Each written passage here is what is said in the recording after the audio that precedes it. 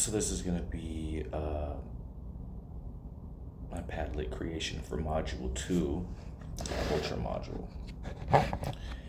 And I'm going to talk about culture and the path of least resistance, and I'm going to talk about some personal experiences that I've had regarding both of these. So when we talk about culture, what is culture? It's the established set of acceptable actions within a given society.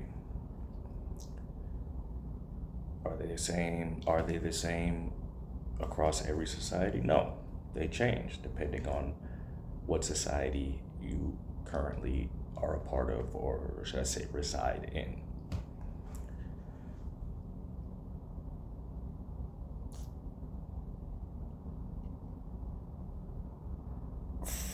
For a lot of people, until you grow up and maybe have the chance to maybe go to high school or be on your own, it seems like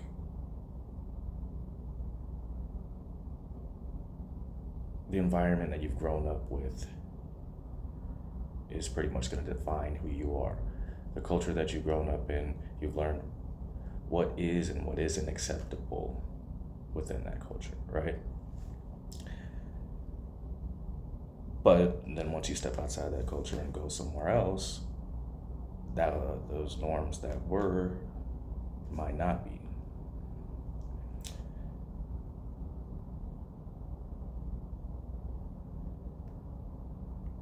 So does that mean, so the question, does this mean that what we feel that we have learned from our culture is true? And the answer is maybe. It may be true or it may not. But what we do know to be true is that culture is believing empirically that your ideas and beliefs are the correct ideas and beliefs. So, personal experience, I grew up in a small town, mostly white people, and I received a lot of backlash throughout my childhood and high school years, and I kind of built up a resentment towards those people because they looked at me as different, and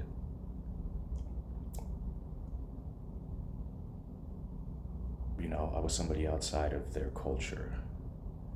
Now,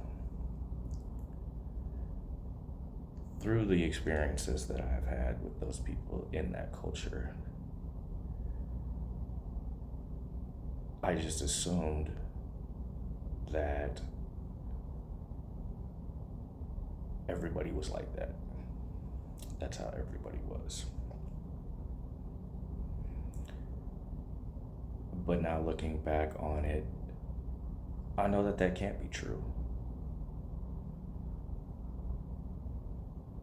Those people may have treated me in that way because that's all that they know. That's the culture that they grew up in, and that was, acceptable. Do I, now looking back, do I really believe that even if those people that did treat me in that way, do I really believe that they believe what they were saying about me and telling me? Now looking back, I don't know that that's true. I think maybe I dealt with those people in a time in their lives when they hadn't stepped out of the culture that they had been a part of for their entire lives and hadn't had any other experiences outside of that culture, and they were sheltered. And I bet you if I met some of those same people today, I'm sure some of them may feel the same way, but I bet you that some of them have been exposed to other things and they probably changed their ideas and opinions. And if we met today, they may not treat me in the same way. So, moving on to the path of least resistance, which when I first read it and the definition of it, to me, is basically summed up as taking the easy way out.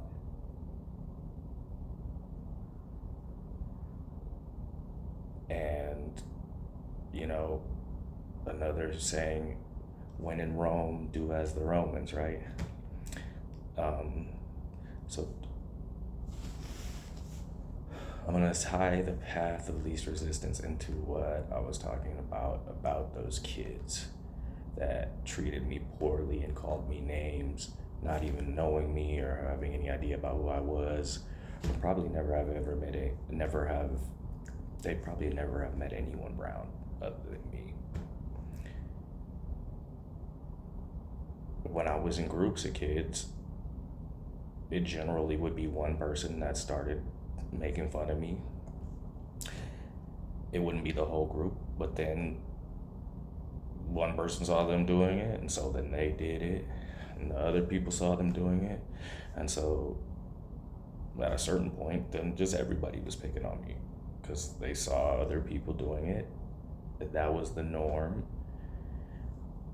And even though I'm sure some of the kids that were calling me names probably did like me, it was easier for them to take the path of least resistance and get behind the other kids that were picking on me, because it would be harder for them to have said, no, this is wrong, and I'm not going to take part in what you guys are doing. But that didn't happen. But also, we were children, and now that we're adults, I don't know that if we were in the same situation that we would have the same outcomes.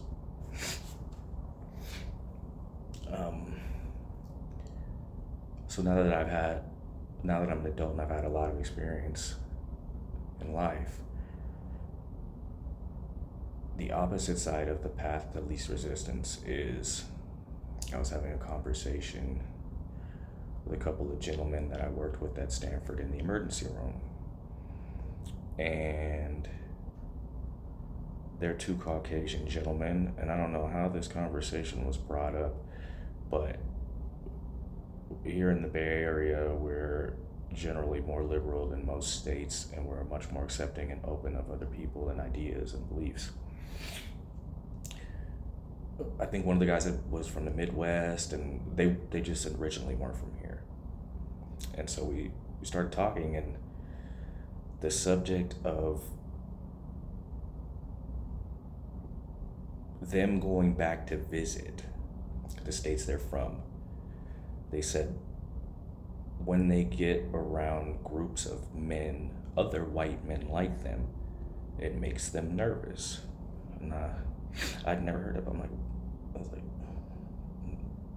why would you be nervous?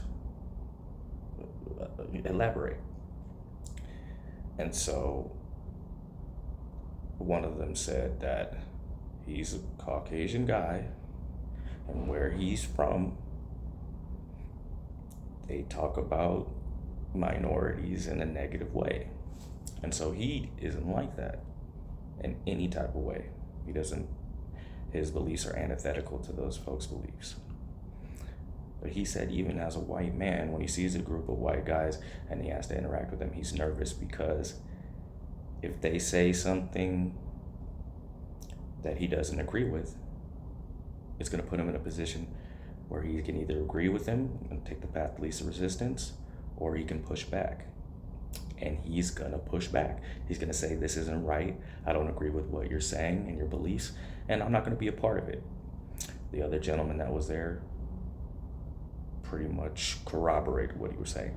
They've had the same experience, and they both said the same thing, that they're scared of groups of white men from where they're from, not in general, but from their state, because they know the culture within their state. And that was a crazy take. I'd never thought I never would have thought about that, but that's the other side to the path of least resistance.